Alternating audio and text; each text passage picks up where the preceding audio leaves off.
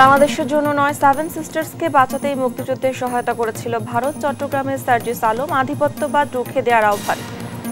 ক্ষমতায় গেলে দখলদার ও চাঁদাবাজ মুক্ত দেশ গড়বে জামায়াত। কুষ্টিয়ায় ডাক্তার শফিক। ঠাকুরগাঁয়ে চলছে বিএনপির ছাত্র সমাবেশ।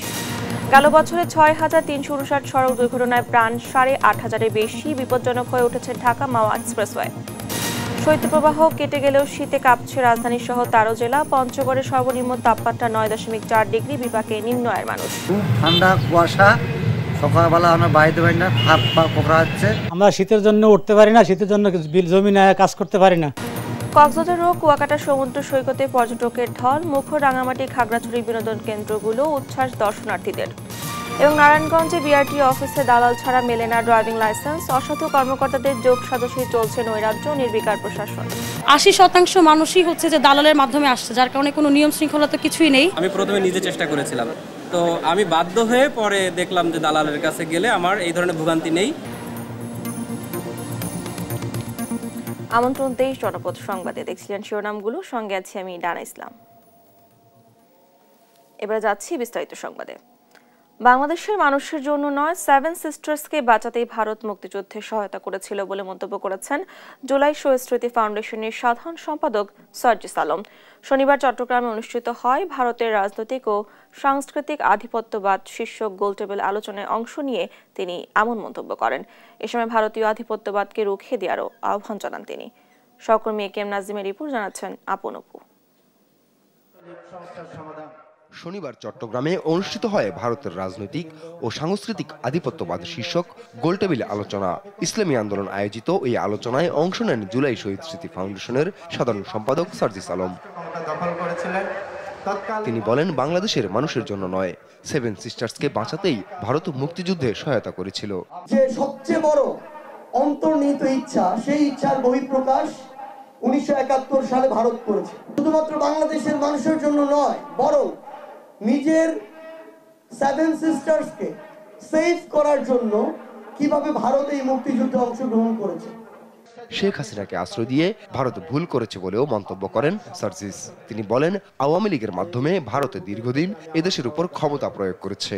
এই আধিপত্যবাদকে ভাঙতে হবে জানিয়ে ৭১-এর আগে ও পরে ভারতের আধিপত্যবাদ নতুন প্রজন্মের কাছে তুলে ধরার আহ্বান জানান তিনি। বিগত 16 বছরে আওয়ামী লীগ ভারতকে বাংলাদেশের মনিবের কাতারে নিয়ে গিয়েছে এবং নিজেরা স্বেচ্ছায় দাসত্ব বরণ করেছে শুধুমাত্র নিজেদের ক্ষমতাকে সিকিউর করার জন্য।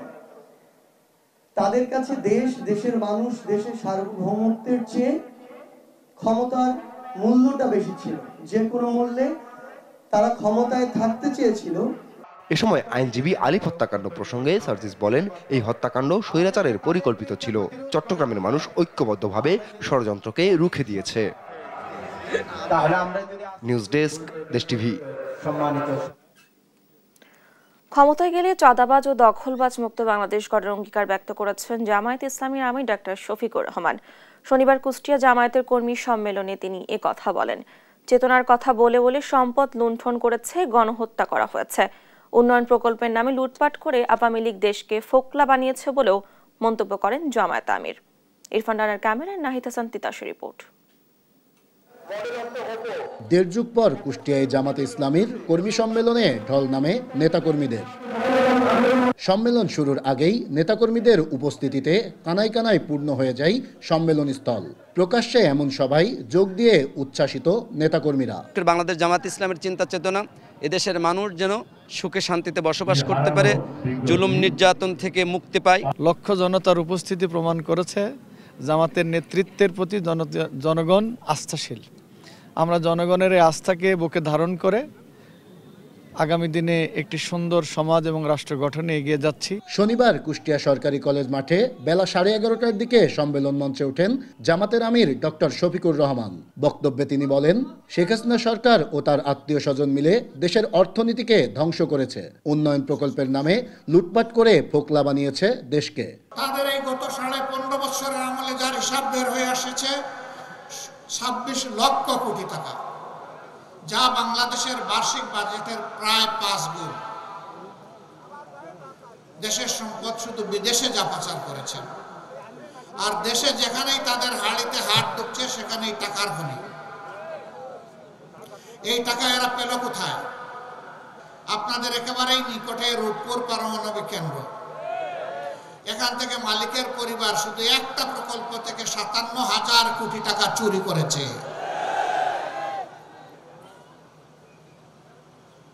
এইভাবে যেখানেই মেগা উন্নয়নের কথা বলা হয়েছে সেখানেই মেগা ডাকাতি করা হয়েছে। স্বাধীনতার পর থেকে গেল ৫ আগস্ট পর্যন্ত যারা ক্ষমতায় এসেছে তারা মানুষের অধিকার নিশ্চিত করতে পারেনি বলেও মন্তব্য করেন ডাক্তার শফিকুর রহমান। জামাত ক্ষমতায় গেলে লুটপাট ও চাঁদাবাজ মুক্ত দেশ গড়ার অঙ্গীকার ব্যক্ত করেন জামাত আমির। এমন একটা দেশ আপনারা চান যেই সমাজে চাঁদাবাজি থাকবে না, যেই সমাজে ঘুষখোর থাকবে না, যেই সমাজে দখল বাণিজ্য চলবে না, যেই সমাজে মানুষে মানুষে কোনো বৈষম্য হবে না, যেই সমাজে ধর্মে ধর্মে কোনো বৈষম্য হবে না, এমন একটা দেশকে আপনারা চান? সেই মানবিক বাংলাদেশ চান? তো চাই বললে এটা হয়ে যাবে না, তার জন্য আরো অনেক লড়াই করতে হবে। কর্মী সম্মেলনে কেন্দ্রীয় স্থানীয় নেতৃবৃন্দ ছাড়াও জেলার বিভিন্ন এলাকা থেকে দলে দলে হাজার হাজার নেতাকর্মী অংশ নেন। নাহিদ হাসান তিতাস, দেশ টিভি, কুষ্টিয়া। বিএনপির স্থায়ী কমিটির সদস্য ডক্টর আব্দুল মঈন খান বলেছেন, ছাত্র জনতার বিপ্লবের মাধ্যমে দেশের ১.৫ শতকের স্বৈরাচারী শাসকের পতন হয়েছে। ছাত্রদের আত্মত্যাগের ফলেই দেশ স্বাধীন হয়েছে। একজন রাজনীতিবিদ গুলির সামনে দাঁড়াতে গেলে অনেক কিছু চিন্তা করে, কিন্তু ছাত্ররাই নির্দ্বিধায় গুলির মুখে দাঁড়াতে পারে। শনিবার দুপুরে বাগেরহাটের মোরেলগঞ্জ উপজেলা সদরে আজিজিয়া মাধ্যমিক বিদ্যালয় মাঠে এক সমাবেশে তিনি বলেন, নীতি রক্ষায় একজন ছাত্র জীবন দিতে দ্বিধা করে না। বিএনপির কেন্দ্রীয় শিক্ষা বিষয়ক সম্পাদক ডক্টর এবিএম ওবায়দুল ইসলাম, গবেষণা বিষয়ক সম্পাদক কৃষিবিদ শামীমুর রহমান শামীম, গণশিক্ষা বিষয়ক সম্পাদক ডক্টর মোর্শেদ আসিফ হাসান ও উন্মুক্ত বিশ্ববিদ্যালয়ের ট্রেজারার আবুল হাসনাত মোহাম্মদ শামীম এ সময় উপস্থিত ছিলেন।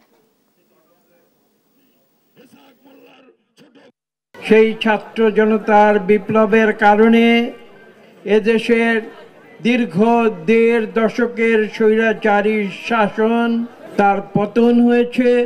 তারা অকাতরে গুলি করে ছাত্র জনতার জীবন নিয়েছে। এমনকি পৃথিবীর ইতিহাসে যদি আমরা পর্যালোচনা করি তাহলে দেখা যাবে এই স্বল্পতম সময়ের ভেতরে এত মানুষ তাদের বুকে রক্ত ঝরেছে, পৃথিবীর ইতিহাসে এর অনেক বেশি উদাহরণ খুঁজে পাওয়া যাবে না। ১৬ বছর পর ছাত্রদলের প্রতিষ্ঠা বার্ষিকী উপলক্ষে ঠাকুরগাঁওয়ে ছাত্র সমাবেশ অনুষ্ঠিত হচ্ছে। শনিবার ঠাকুরগাঁও জেলা ছাত্রদলের আয়োজন শহরের সাধারণ পাঠাগার চত্বরে এই ছাত্র সমাবেশ শুরু হয়। সমাবেশের প্রধান অতিথি হিসেবে বিএনপির মহাসচিব মির্জা ফখরুল ইসলাম আলমগীরের থাকার কথা রয়েছে। এই ছাত্র সমাবেশকে কেন্দ্র করে উৎসাহ উদ্দীপনা নিয়ে জেলার বিভিন্ন ইউনিটের ছাত্র দলের নেতাকর্মীরা দলে দলে যোগ দেন সমাবেশে। এছাড়াও বিএনপি ও সহযোগী সংগঠনের নেতৃবৃন্দরা অংশগ্রহণ করেন।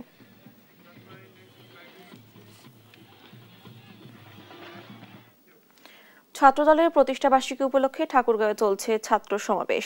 এ নিয়ে আলোচনাতে যুক্ত হচ্ছেন সহকর্মী শাকিল আহমেদ। শাকিল, নেতাকর্মীদের উপস্থিতি কেমন দেখতে পাচ্ছেন? ধন্যবাদ ডানা।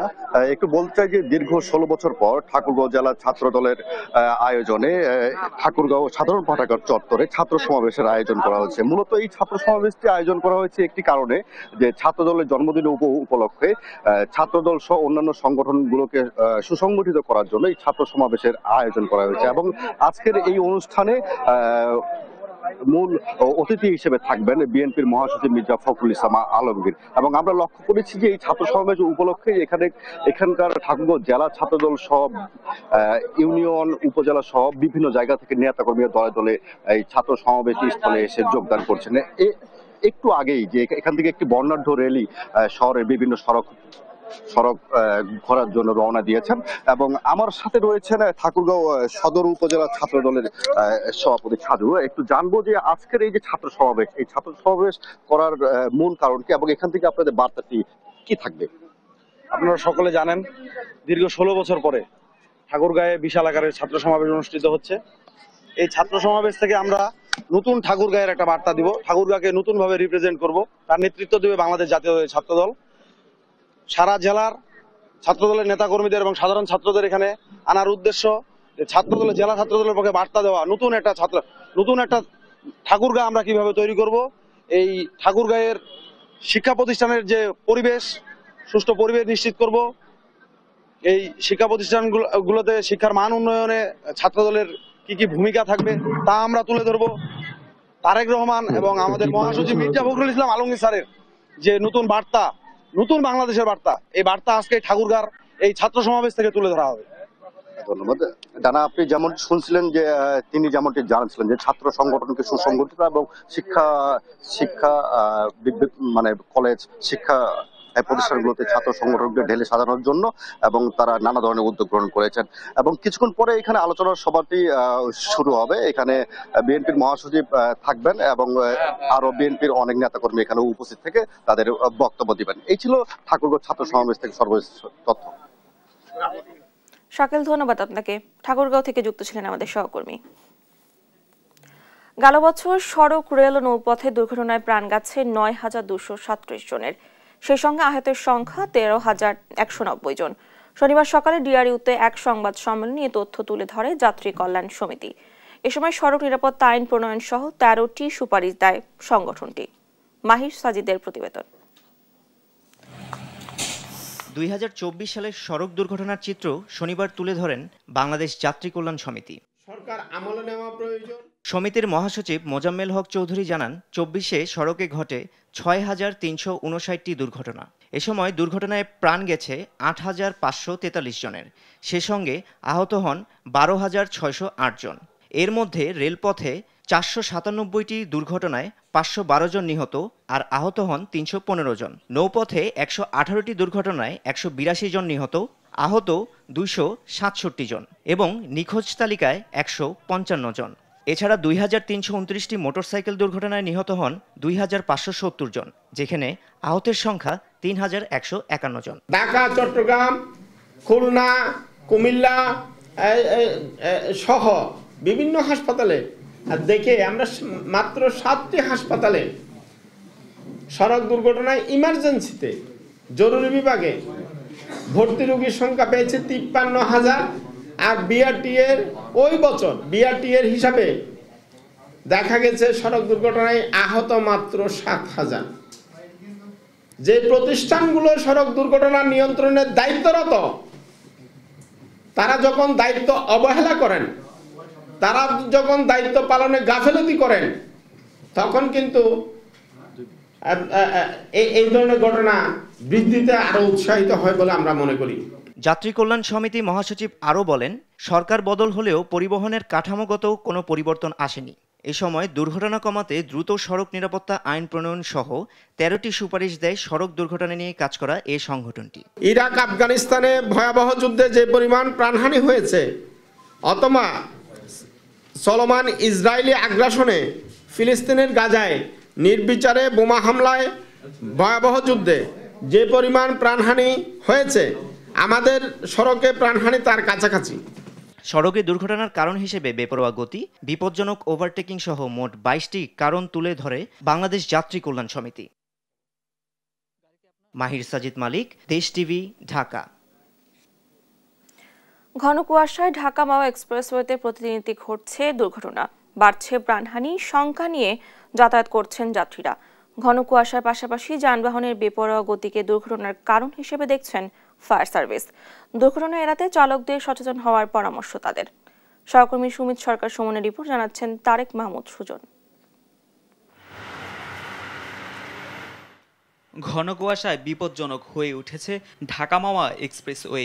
বেগ পেতে হচ্ছে গাড়ি চলাচলে। প্রতিদিনই ঘটছে একাধিক দুর্ঘটনা, বাড়ছে মৃত্যুর মিছিল। গেল এক সপ্তাহের মধ্যে এই এক্সপ্রেসওয়েতে দুর্ঘটনায় ঝরে 10 জনের প্রাণ, আহত হন অন্তত 30 জন। যত্রতত্র পার্কিং সহ ঘন কুয়াশায় লাইট না জ্বালিয়ে গাড়ি দাঁড় করিয়ে রাখায় দুর্ঘটনা বাড়ছে বলে মনে করছেন চালকরা। কোনো লাইট মাইট কিছুই নাই, কুয়াশার ভিতরে একটা গাড়ি নষ্ট হলে আর লাইট ইমার্জেন্সি জ্বালায় রাখার কারণ ওর দরকার হলো লাইট জ্বালায়। লাইটের কারণে কালকে ওই ঘন কুয়াশার কারণে দেখে নাই, এই কারণে দুর্ঘটনাটা ঘটছে। রানিংয়ে যাইতাছি, বামে খারাপ হয়েছে, ওইটা তো মনে করেন দেখতে দেখতে মনে করেন একটা গাড়ি মেরে দিতেছে ব্রেক করার আগে। এদিকে নিয়মকানুন না মেনে বেপরোয়া গতিতে গাড়ি চালানোকে কারণ হিসেবে দেখছেন যাত্রীরা। ড্রাইভাররা বেপরোয়াভাবে গাড়ি চালায়, যার কারণে আমার মূলত যে অ্যাক্সিডেন্টটা বেশি হয়। তারা আপনার গাড়ির গতিসীমা যে এটা মানছে না। ঘন কুয়াশার পাশাপাশি চালকদের অসুস্থ প্রতিযোগিতার কারণেই দুর্ঘটনা বাড়ছে বলে জানায় ফায়ার সার্ভিস। আর পুলিশ বলছে দুর্ঘটনা রোধে বাড়াতে হবে সচেতনতা। চালকদের একটা প্রতিযোগিতার মনোভাব থাকে, ওভার স্পিড, ট্রাফিক আইন না মানা, যান্ত্রিক ত্রুটিপূর্ণ গাড়ি বের হওয়া। স্ট্রেট রাস্তা, সোজা রাস্তা হয়ে যায় না, বাংলাদেশের মধ্যে তো এরকম রাস্তা নাই। ড্রাইভার এই রাস্তায় উঠলে মহা উৎসবে গাড়ি চালানোর চেষ্টা করে। আমাদের এখানে স্পিড গান রয়েছে, স্পিড গানের মাধ্যমে আমরা মামলা দিচ্ছি, কিন্তু রাত্রেবেলা আমাদের গাড়ি নিয়ন্ত্রণ করার কোনো ব্যবস্থা নাই। পরিসংখ্যান বলছে 2022 সালের জুন থেকে এ পর্যন্ত এক্সপ্রেসওয়েতে 990টি দুর্ঘটনায় নিহত হয়েছেন 140 জন, আহত হয়েছেন 1445 জন। দুর্ঘটনা রোধে দ্রুত কার্যকরী ব্যবস্থা নেওয়ার দাবি সচেতন নাগরিকদের। নিউজ ডেস্ক, দেশ টিভি। শৈত্যপ্রবাহ কেটে গেলেও শীতে কাঁপছে দেশের বিভিন্ন অঞ্চল। সূর্যের দেখা মিললেও বইছে কনকনে ঠান্ডা হাওয়া। এতে ব্যাহত হচ্ছে স্বাভাবিক জীবনযাত্রা। বিপাকে খেটে খাওয়া মানুষ। হাসপাতালে বেড়েছে ঠান্ডাজনিত রোগীর সংখ্যা। আজ দেশের সর্বনিম্ন তাপমাত্রা রেকর্ড করা হয়েছে পঞ্চগড়ে 9.4 ডিগ্রি সেলসিয়াস। সহকর্মীতে পাঠানো তথ্য ছবিতে তারেক মাহমুদ সুজনের ডেস্ক রিপোর্ট। খড়কুটো জ্বালিয়ে শীত নিবারণের চেষ্টা। তীব্র শীতে জবুথুবু সীমান্তবর্তী জেলা চুয়াডাঙ্গা সাধারণ মানুষ, সীমাহীন দুর্ভোগে নিম্ন আয়ের মানুষ। শনিবার সকালে এ জেলায় তাপমাত্রা রেকর্ড করা হয় 12.4 ডিগ্রি সেলসিয়াস এবং বাতাসের আর্দ্রতা 97%। আবহাওয়া অফিস জানিয়েছে আরও 2 দিন সকাল সন্ধ্যা থাকবে কুয়াশার উপস্থিতি। পঞ্চগড়েও অব্যাহত আছে শীতের তীব্রতা। সকাল 9টায় এ জেলায় তাপমাত্রা রেকর্ড করা হয় 9.4 ডিগ্রি সেলসিয়াস। সূর্যের দেখা মিললেও বইছে কনকনে ঠান্ডা হাওয়া। এতে বিপাকে জেলার শিশু থেকে বয়োবৃদ্ধরা।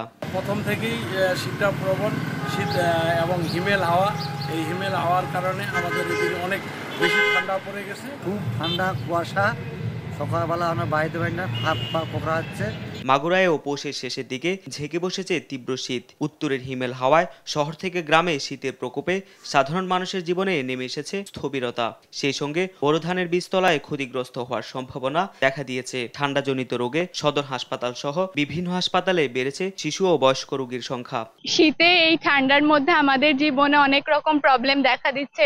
যেমন করে আমাদের সকালে প্রাইভেট থাকে, স্কুল থাকে, সেটা আমাদের জন্য পড়া খুবই কষ্টসাধ্য। এই ঠান্ডার কারণে আমরা ঠিকমতো বাসা থেকে বেরো হইতে পারতেছে না।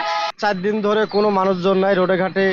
যে শীত পড়তেছে এর ভিতরে মানুষ বাইরে হবে কিভাবে? আমরা তো 4 দিন ধরে কোনো ভাড়া ভুরো নাই। ফসলের পরে কুয়াশা পড়তেছে, হাত দিতে পারতেছে, ঠান্ডা লেগে যাচ্ছে। কুয়াশার কারণে মহাসড়কে হেডলাইট জ্বালিয়ে চলছে যানবাহন। এতে সড়কে বেড়েছে দুর্ঘটনার সংখ্যা। ভোলায় তীব্র শীতে বিপর্যস্ত জনজীবন। 2 দিন ধরে মিলছে না সূর্যের দেখা। এতে চরম বিপাকে পড়েছেন খেটে খাওয়া মানুষ। আমরা শীতের জন্য উঠতে পারি না, শীতের জন্য জমিনে কাজ করতে পারি না। শীত একটু বেশি পড়ে আর ঘন কুয়াশা। এই কুয়াশার কারণে আর কি কাশি ঠান্ডা লাগে পোলাপাইনের, বুড়া মানুষের। ঘন কুয়াশা, এই আকাশ দেখা যাচ্ছে না। তারেক মাহমুদ সুজন, নিউজ ডেস্ক, দেশ টিভি। কক্সবাজার ও কুয়াকাটার সমুদ্র সৈকতে ঢল নেমেছে পর্যটকদের। এদিকে রাঙামাটি ও খাগড়াছড়ির পর্যটন স্পটগুলোতে হয়ে উঠছে উৎসব মুখর। নেওয়া হয়েছে বাড়তি নিরাপত্তা ব্যবস্থা। সহকর্মীদের পাঠানো তথ্য ছবিতে সালমা জাহানের রিপোর্ট। সৈকতে নেমেছে ভ্রমণ প্রেমীদের শীতকালীন অবকাশ উদযাপন। যতদূর চোখ যায় কক্সবাজারের কলাতলি, সুগন্ধা, লাবণী সহ সবগুলো পয়েন্টেই পর্যটকদের উপচে পড়া ভিড়। বছরের শুরুতে প্রকৃতির স্নিগ্ধতার পরশে প্রাণোদ্যম পেতে সমুদ্রের নীল জলরাশিতে গা ভাসান দেশের বিভিন্ন প্রান্তের মানুষ। ভ্রমণ পিপাসুদের আনন্দ নির্বিঘ্ন করতে তৎপর টুরিস্ট পুলিশ। স্কুল যেহেতু ছুটি বাচ্চাদের, সেই সময়টা আমরা কাজে লাগালাম। সব মিলিয়ে আমরা 3 বিচে 7 জন লাইফগার্ড কাজ করি। পাশাপাশি এডিশনাল আমাদের কিছু ভলান্টিয়ার রয়েছে, তারা আমাদের সাথে নিয়মিত কাজটা চালিয়ে যাচ্ছে। এদিকে সাগরকন্যা খ্যাত কুয়াকাটা সমুদ্র সৈকতে বেড়েছে পর্যটকদের আনাগোনা। বিরাজ করছে উৎসবের আমেজ। নতুন বছরে শীতের হিমেল প্রকৃতির সান্নিধ্য পেয়ে খুশি তারা। শীত উপেক্ষা করে পর্যটকে মুখর হয়ে উঠেছে রূপের রানী রাঙামাটি। সকাল থেকে জেলার ঝুলন্ত সেতুতে দেখা যায় পর্যটকদের সরব উপস্থিতি। অনেকে আবার কাপ্তাই হ্রদে মেতেছেন নৌবিহারে। প্রথম এসেছি, খুবই ভালো লাগছে। এই কাপ্তাই লেক, পাহাড়, প্রকৃতির ভিতরে আসলে তো সবাই এমনিই ভালো লাগে। তাই আমার কাছে মনে হলো না মেয়েদের নিয়েও আসি, একটু প্রকৃতি দেখাই। প্রকৃতি কন্যা খাগড়াছড়িতে কয়েক গুণ বেড়েছে পর্যটকের চাপ। আলুরটিলা জেলা পরিষদ পার্কে অবকাশ উদযাপন করছেন তারা।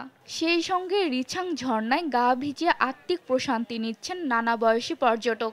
আমাদের খুবই ভালো লাগতেছে পাহাড় দেখে এবং অনেক ঘোরাঘুরি করছি। আজকে খুব আনন্দে কাটছে দিনটা। এখানে পাহাড়, গুহা ওগুলো দেখে আমার খুবই ভালো লাগছে। আমি এখানে আবার আসতে চাই। এ মৌসুমে পর্যটক ঢল নামায় বিগত সময়ের খরা কাটিয়ে লাভের আশা করছেন পর্যটন ব্যবসায়ীরা। সালমা জাহান, নিউজ ডেস্ক, দেশ টিভি। মাদারীপুরের শিবচরে ট্রেনের ধাক্কায় এক মানসিক প্রতিবন্ধী নারীর মৃত্যু হয়েছে। শনিবার সকালে উপজেলার মাতবরের চর এলাকায় এই দুর্ঘটনা ঘটে।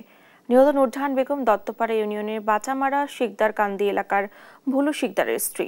পুলিশ জানায় ঢাকাগামী একটি ট্রেন যাওয়ার পরেই রেল লাইনের পাশে রক্তাক্ত অবস্থায় ওই নারীকে পড়ে থাকতে দেখেন স্থানীয়রা। পরে পুলিশ এসে মরদেহ উদ্ধার করে। তিনি রেল লাইনের এক পাশ থেকে অন্য পাশে যাচ্ছিলেন বলে ধারণা করেন স্থানীয়রা। শিবচর থানার ভারপ্রাপ্ত কর্মকর্তা মোহাম্মদ মোক্তার হোসেন জানান, মরদেহ উদ্ধার করে প্রয়োজনীয় ব্যবস্থা নেওয়া হয়েছে। এদিকে টাঙ্গাইলে কালীহাতিতে রেললাইন পার হওয়ার সময় কাটা পড়ে স্বামী স্ত্রী নিহত হয়েছে। নিহতরা হলেন নীলু মণ্ডল ও তার স্ত্রী কল্পনা রানী মণ্ডল।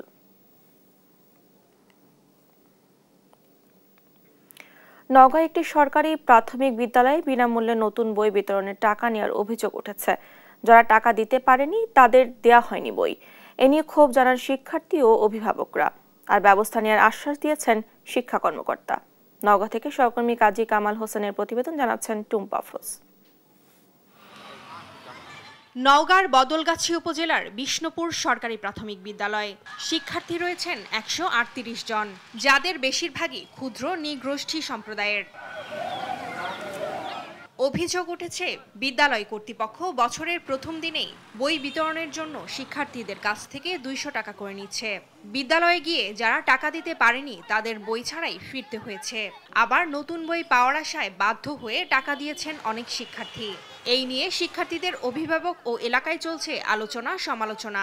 আমি বললাম যে আমার কাছে টাকা নাই, বর্তমানে আমার কাছে পরে না দিব হয়নি, কথা না এক্ষুনি 200 টাকাই লাগবে। 200 টাকা লিছে, ওই দুতলার থেকে লিছে, নিয়ে তারপর নিচে আসে পরে বই দিছে আমাকে। বললাম যে আপা আমার এমনিতে ছেলের বাপ অসুস্থ, আমি এখন দিয়া পারছি না, তো আমার ছেলের বই এখনো পাইনি। বই বিতরণের দিন 200 টাকা নিয়ে বই দিতে হবে, তাহলে কি বোঝা যায় এখানে? টাকা নেয়ার কথা স্বীকার করেন প্রধান শিক্ষক, তবে এ টাকা উন্নয়ন খাতে ব্যয় করার কথা জানান তিনি। আমি বই বিতরণের জন্য কোনো টাকা নেইনি। আমি মাসে মাসে মায়েদের বলছি, মায়েরা খুশি মনে আমার 36 জন টাকা দিয়েছে স্কুলের উন্নয়ন কাজের জন্য। এদিকে কোনো শিক্ষক বই বা উন্নয়নের নামে শিক্ষার্থীদের কাছ থেকে টাকা নিলে তার বিরুদ্ধে ব্যবস্থা নেওয়া হবে বলে জানান শিক্ষা কর্মকর্তা। টাকা নেওয়ার কোনো সুযোগ নেই, কোনো বিষয়ে টাকা নিতে পারবে না বাচ্চাদের কাছ থেকে। যদি নিয়ে থাকে আমরা আইন অনুযায়ী ব্যবস্থা নেব। কোমলমতি শিক্ষার্থীদের বই জিম্মি করে টাকা আদায়ের বিষয়টিকে খুবই দুঃখজনক বলে মনে করছেন সচেতন মহল। নিউজ ডেস্ক, দেশ টিভি। দিনাজপুরের নবাবগঞ্জে শীতার্ত দরিদ্র পরিবার সহ বিভিন্ন ধর্মীয় এবং শিক্ষা প্রতিষ্ঠানে কম্বল বিতরণ করেছেন বিএনপির জাতীয় স্থায়ী কমিটির সদস্য ডক্টর এজেডএম জাহেদ। শনিবার দুপুরে নবাবগঞ্জ উপজেলা পরিষদের মিলনায়তনে তিনি এ কম্বল বিতরণ অনুষ্ঠানে অংশ নেন।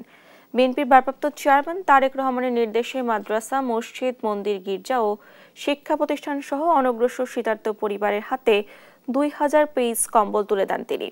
এর আগে গেল ডিসেম্বর নবাবগঞ্জ, হাকিমপুর, বিরামপুর এবং ঘোড়াঘাট উপজেলায় 8000 পিস কম্বল বিতরণ করেন ডক্টর এজেডএম জাহিদ। অনুষ্ঠানে বিএনপির পাশে থাকতে সবাইকে আহ্বান জানান তিনি।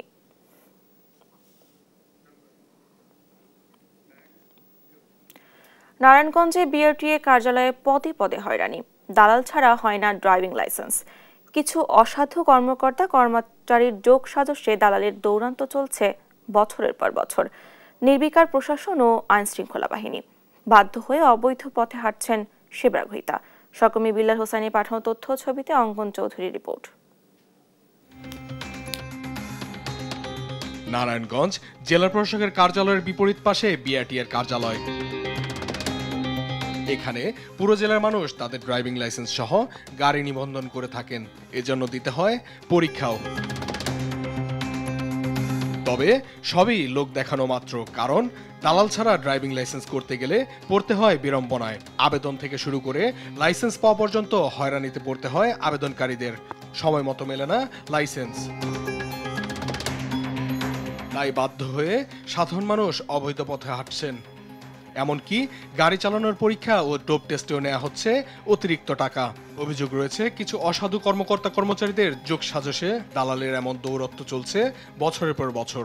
প্রায় ৮০% মানুষই হচ্ছে যে দালালের মাধ্যমে আসছে, যার কারণে কোনো নিয়ম শৃঙ্খলা তো কিছুই নেই। যে বলেছি দালালের মাধ্যমে করেছি, তবে এক্ষেত্রে একটি বিষয় খুবই গুরুত্বপূর্ণ। আমি প্রথমে নিজে চেষ্টা করেছিলাম, তো আমি বাধ্য হয়ে পরে দেখলাম যে দালালের কাছে গেলে আমার এই ধরনের ভোগান্তি নেই। কার্যালয়টিতে প্রতি মাসে ৬ শতাধিক ড্রাইভিং লাইসেন্স আবেদন করে স্থানীয় বাসিন্দারা, তবে তার ৮০% হয় দালালের মাধ্যমে। মূলত দালালদের সঙ্গে কর্মকর্তা কর্মচারীদের যোগসাজশ চলে মুঠোফোনে, সেখানেই হয় লেনদেন। নামে বেনামে প্রতিষ্ঠানও দালাল চক্রের সঙ্গে যুক্ত, যদিও জড়িতদের বিরুদ্ধে ব্যবস্থা নেওয়ার কথা জানান এই কর্মকর্তা।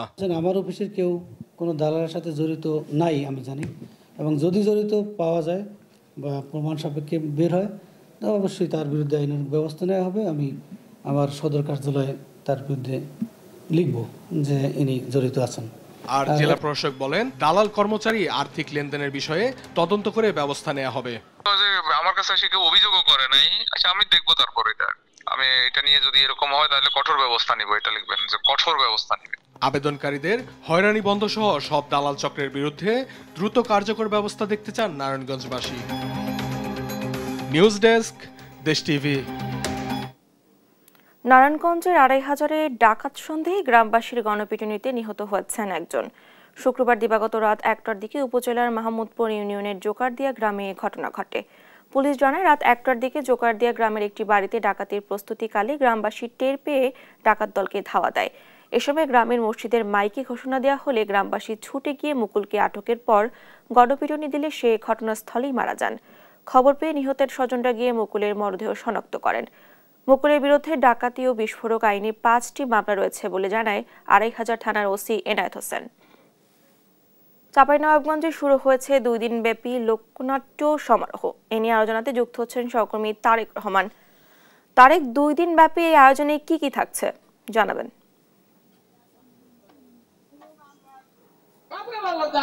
আপনাকে ধন্যবাদ। আমি আপনাকে জানিয়ে রাখি, চাঁপাইনবাবগঞ্জের পুরাতন স্টেডিয়ামে লোকনাট্য সমারোহ চলছে। আসলে জেলা প্রশাসক বা আয়োজক যারা আছে শিল্পকলা একাডেমি, তারা বলছে যে বাংলাদেশে বিপিএল উন্মাদনা চলছে, সেই উন্মাদনাকে কিন্তু সারা দেশে ছড়িয়ে দিতে এই লোকনাট্যর আয়োজন করা হয়েছে। এখানে চাঁপাইনবাবগঞ্জের যারা আঞ্চলিক গান করে, গম্ভীরা করে বা লোকাল যে সংস্কৃতিগুলো আছে, সেই সংস্কৃতিগুলো কিন্তু তারুণ্যের মাঝে ছড়িয়ে দিতে এই উৎসবের আয়োজন করা হয়েছে। আজকে এই অনুষ্ঠানের উদ্বোধন করেন চাঁপাইনবাবগঞ্জ জেলা প্রশাসক এবং পুলিশ সুপার মহোদয়। তারা কিন্তু কিছুক্ষণ পূর্বে এই অনুষ্ঠানের উদ্বোধন করেছেন এবং এখন কিন্তু একটি প্রান্তিক পর্যায়ে গ্রামগঞ্জের যারা নাট্যকার আছে তারা কিন্তু একটি নাট্য পরিবেশন করছে। এবং এখানে আমরা দেখতে পাচ্ছি যে চাঁপাইনবাবগঞ্জ যারা স্থানীয় দর্শক আছে তারাও কিন্তু এসে কিন্তু এই লোকাল যে সংস্কৃতি, সেই সংস্কৃতি তারা উপভোগ করছে। আমরা ডানা আপনাকে একটু দেখাতে চাই যে লোকনাট্য আপনারা একটু উপভোগ করুন। ঠিক আছে, কোথায় যাবো? ওই যে গ্রাম দেখছো, গ্রামে চাকরি করবো, কি করবো সেটা। আচ্ছা ঠিক আছে, ভাই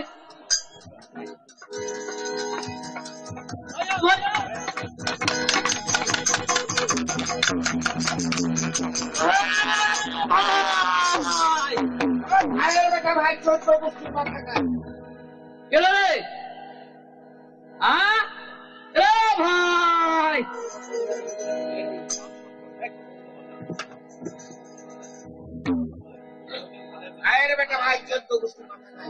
থাম ভাই, এই একটু থাম, তুই থাম থাম থাম থাম থাম। ওহো বাদান, খাওয়ান খাওয়ান খাওয়ান তাড়াতাড়ি।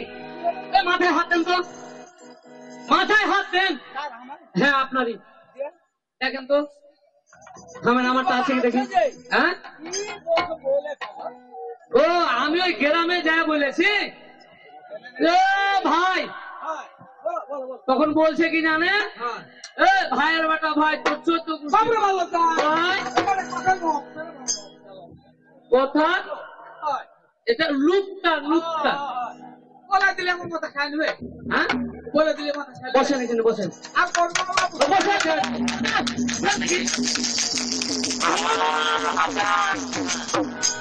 তাহলে আমাকে কি বলে ডাকতে হবে? ওই যে ওই লোককে। হ্যাঁ নগরবাসী ভাই। দাদা আপনি দেখছিলেন যে চাঁপানবাবগঞ্জের যে আঞ্চলিক ভাষা আছে এবং চাঁপানবাবগঞ্জের বিভিন্ন সংস্কৃতি আছে, সেই সংস্কৃতি গুলা কিন্তু আজকে অনুষ্ঠানের মাধ্যমে তুলে ধরছেন সাংস্কৃতিক কর্মীরা। এবং আজকে শুরু হচ্ছে অনুষ্ঠানের সমাপ্তি হবে বলে চাঁপানবাবগঞ্জ জেলা কালচারাল অফিসার ফারুকুর রহমান ফয়সাল আমাদেরকে জানিয়েছেন। যে ডানা এই ছিল আমার চাঁপানবাবগঞ্জের সাংস্কৃতিক অনুষ্ঠানের সর্বশেষ পরিস্থিতি। তারেক, ধন্যবাদ আপনাকে। চাঁপাইনবাবগঞ্জ থেকে যুক্ত ছিলেন আমাদের সহকর্মী। পাকপাখালি দেশের রত্ন, আসুন সবাই করি যত্ন, এই স্লোগানে জাহাঙ্গীরনগর বিশ্ববিদ্যালয়ে অনুষ্ঠিত হলো পাখি মেলা। এটি উৎসবমুখর হয়ে ওঠে পুরো ক্যাম্পাস।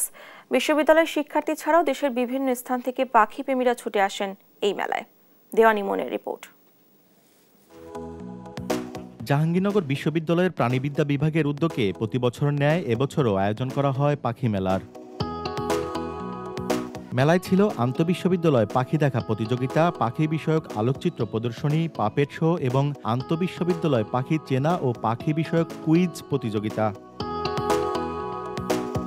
তবে এবছর মেলায় ঘুরতে আসা দর্শনার্থীরা ক্যাম্পাসের লেকগুলোতে পাখি দেখতে না পাওয়ায় হতাশার কথা জানান। দিনকে দিন পাখির সংখ্যা কমেই যাচ্ছে। আমাদের দেশীয় পাখি প্রজাতিও প্রায় অনেকগুলোই বিলুপ্তির পথে। একসময় জাহাঙ্গীরনগর বিশ্ববিদ্যালয়ে প্রায় 200-র কাছাকাছি পাখি ছিল, কিন্তু এখন আস্তে আস্তে কমতে 100-র মতন এরকম আছে। এটা অনেক ভালো একটা উদ্যোগ নিছে। এখন মানুষজন এটার সদ্ব্যবহার করলেই ভালো হয়। পরিবেশ রক্ষা করতে হবে, কারণ পাখিরা ধীরে ধীরে বিলুপ্ত হয়ে যাচ্ছে। পাখি সংরক্ষণ ও পরিবেশের ভারসাম্য রক্ষায় পাখির ভূমিকা তুলে ধরে গণসচেতনতা বাড়ানোর জন্য এ মেলার আয়োজন। আমাদের মূল উদ্দেশ্য হচ্ছে পাখি সংরক্ষণে আমরা যাতে সবাই সচেতন হই এবং গণসচেতনতার মাত্রা যত বাড়বে পাখি শিকার সহ অন্যান্য অবৈধ কার্যক্রম ততটাই কমে আসবে। এবং অবাধ বিচরণের জন্য বিভিন্ন পদক্ষেপ গ্রহণ করার কথা জানান বিশ্ববিদ্যালয় প্রশাসন। পাখি রক্ষা করতে পারলে, প্রাণ প্রকৃতি রক্ষা করতে পারলে এর অংশ হিসাবে আমরাও সুরক্ষিত হব।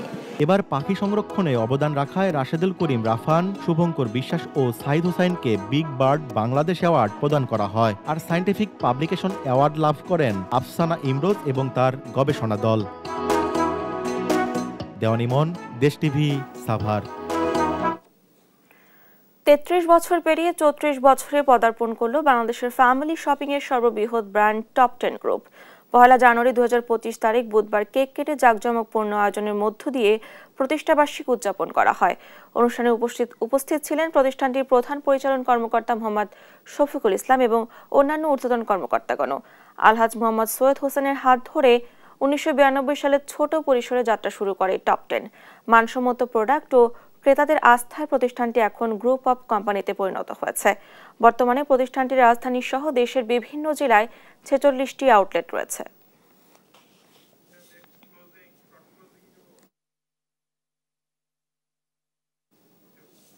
এই ছিল এখনকার দেশ জনপদ সংবাদ। পরের বুলেটিন দেখার আমন্ত্রণ রইল। ধন্যবাদ সবাইকে।